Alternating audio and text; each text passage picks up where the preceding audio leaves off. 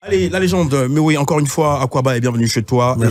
Dis-nous, la sortie de ce livre est-elle une sorte de symbole qui vient immobiliser ou immortaliser la légende Méoué?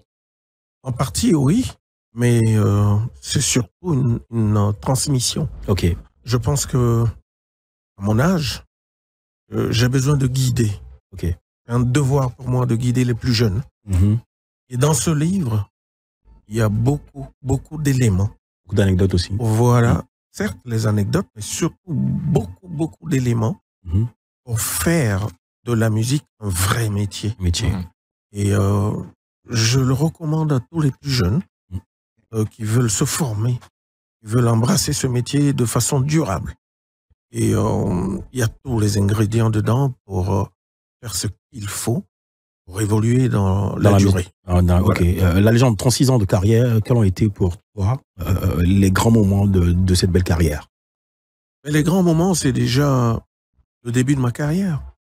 Parce que, je le dis encore et je le répète, j'ai fait une formation. Okay. Je me suis formé.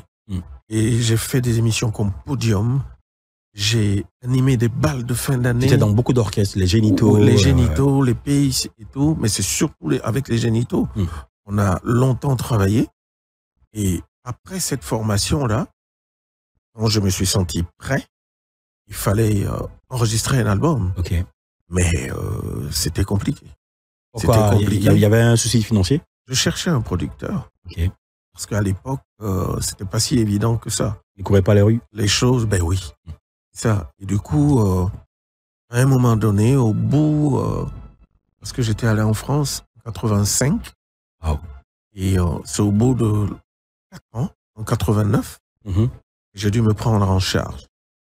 Avec ma banque, j'ai trouvé un crédit pour produire mon premier album. Et pour moi, c'était un soulagement, quoi. C'est de là, il y a eu la création de Méoué Organisation, ta structure? Juste après. C'est-à-dire sur le 3e album. Okay. Sur le 3e album. Et du coup, c'était un soulagement pour moi. Et puis, il y a eu la période des prix, des trophées. Donc, dès que j'arrive avec le premier album, je suis meilleur chanteur de Côte d'Ivoire. J'ai eu plein de trophées. Et tout ça booste une carrière, quoi.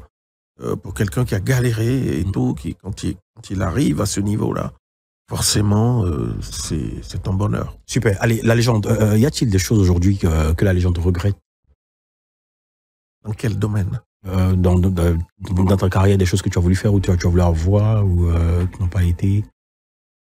En réalité, il y a des regrets? non. Ah ouais?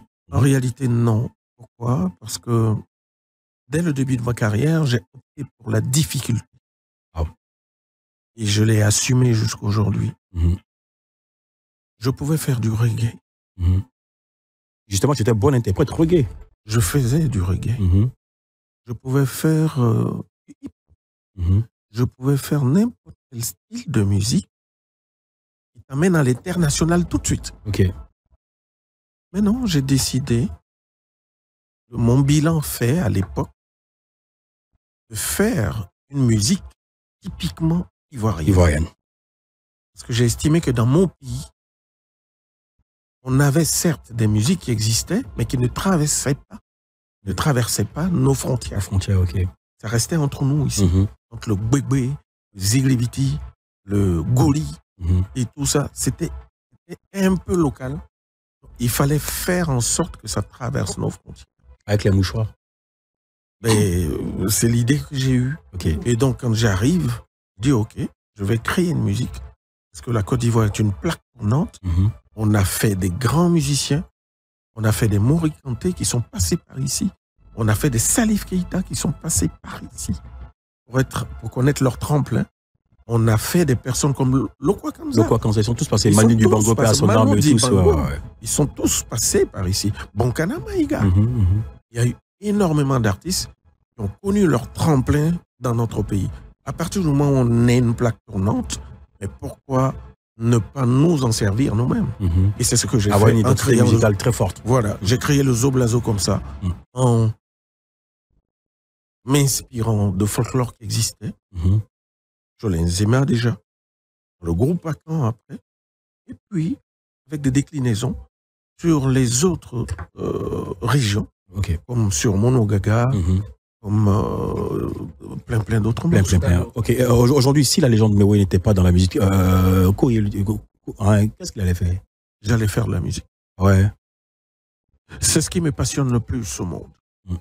Je suis chanceux, en fait. Je suis quelqu'un qui a toujours voulu faire de la musique. Et j'ai dû me battre contre mes parents. Mes parents ne voulaient pas du tout de ça. C'était un bras de fer avec eux. Mais j'ai fini par gagner, en fait.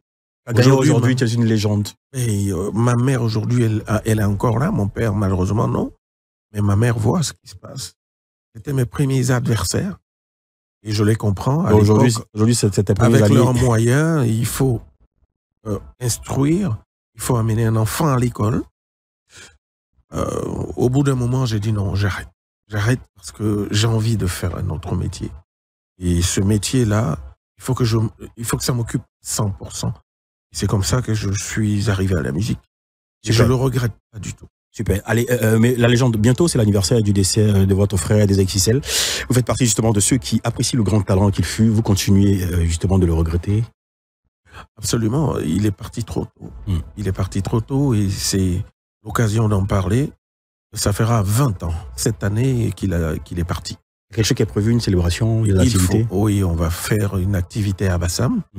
Notamment, on va faire une messe d'action de grâce. De grâce, ok.